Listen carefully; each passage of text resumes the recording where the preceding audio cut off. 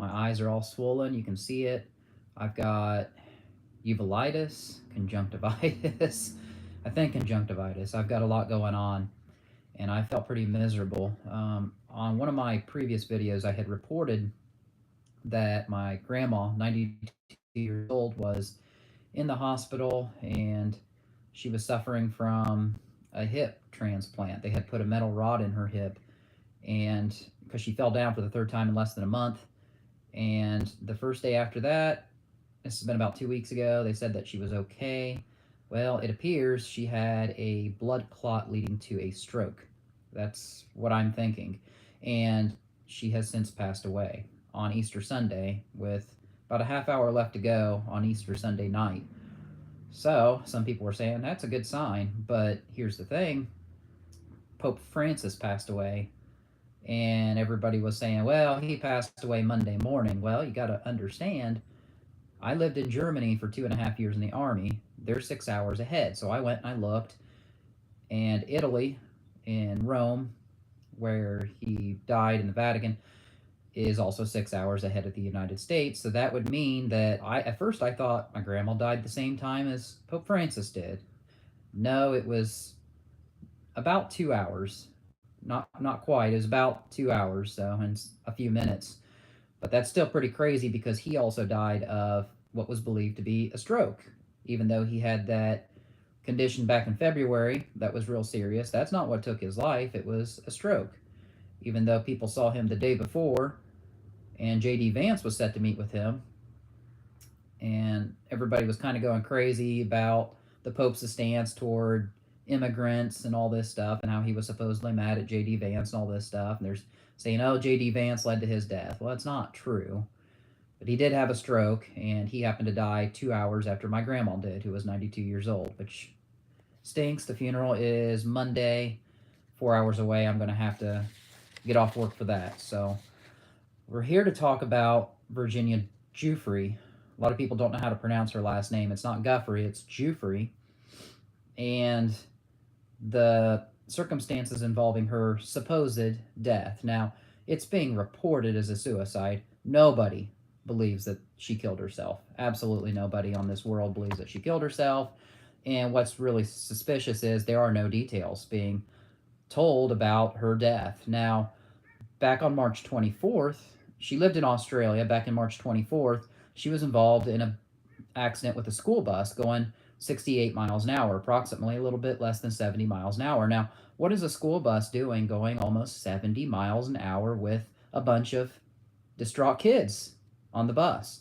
So she was a passenger in her car in rural Western Australia outside the city of Perth, and she was slowing, or her driver, whoever the driver was, we don't know, was slowing down for a turn. Well, they were getting ready to turn at an intersection, and here comes this bus barreling 68 miles an hour, and it hits her. And I'm assuming she's in the passenger seat and not in the back seat.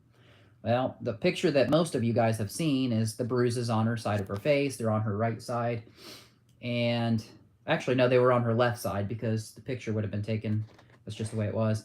But she said that she had 4 days to live and that she was going into renal kidney failure. Well, the suspicion regarding that post, she made that post on March 30th, which was 6 days after or 5.5 days after the accident, on March 24th, and she had meant to share it to her private Facebook page. Well, as it turned out, she had her Facebook linked to her Instagram account. It was Virginia Roberts Uprising 11. If you look that up on the Instagram, you should be able to find it. Roberts, I believe, was her married name, if I'm not mistaken, but her former name, or her maiden name, was Giuffre.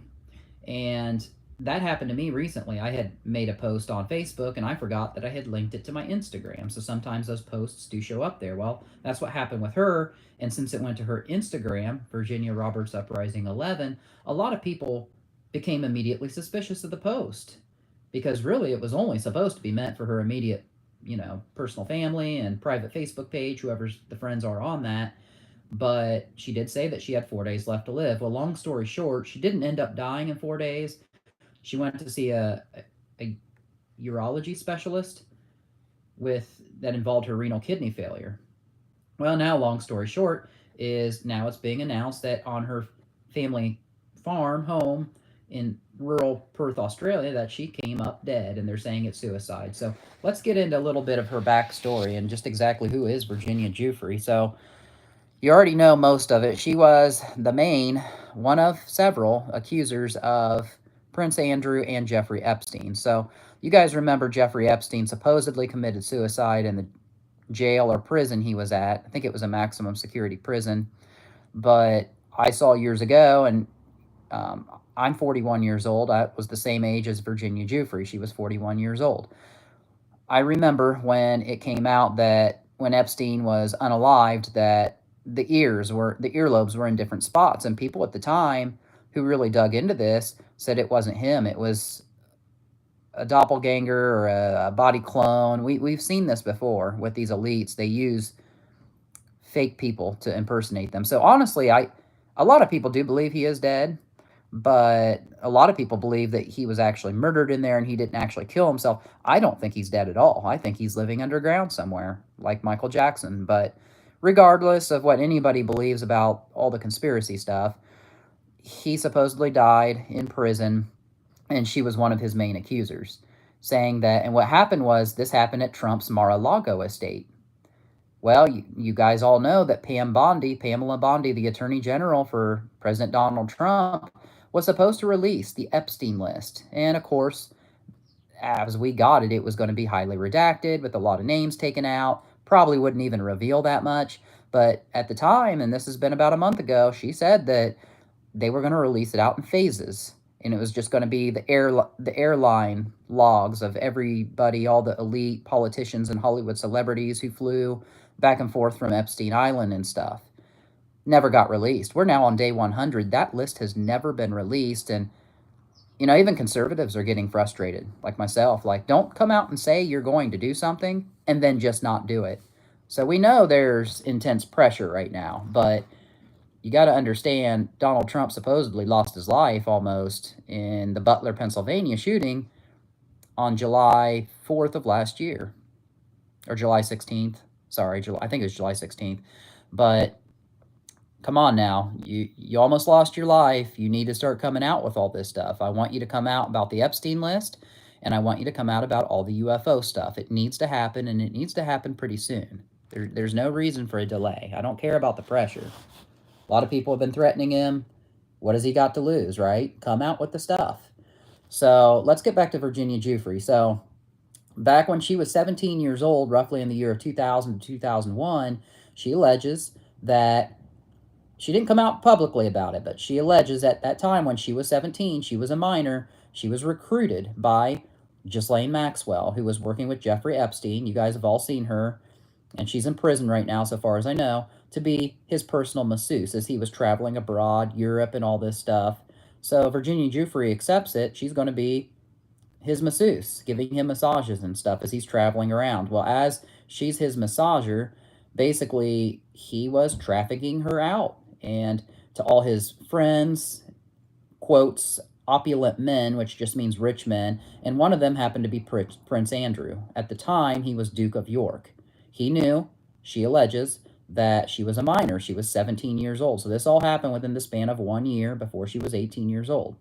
She's one of many accusers, and it's now being reported that several of these accusers of Jeffrey Epstein are now being killed one by one. Makes you think he's not really dead, right? I mean, what are they protecting? If Epstein's dead, why are all these accusers of Epstein being taken out? Nobody believes it was suicide. So you've got that. Now in 2019, she came out publicly with these claims under Jane Doe number 102, saying that this all happened. Well, an out-of-court settlement occurred 2 years later in 2021 with Prince Andrew. He never admitted to anything that she claimed, but he paid her roughly $16.5 million, with the Queen, Elizabeth, who was alive at the time, paying an additional $2.6 million to her sexual victims charity that Virginia Giuffre was running. Now, I've talked in the past about Queen Elizabeth, how she's probably, honestly, a shape-shifting reptilian, but regardless of whatever you want to believe on that, we'll get into more about reptilians later on this channel for sure. But there were the victims between her and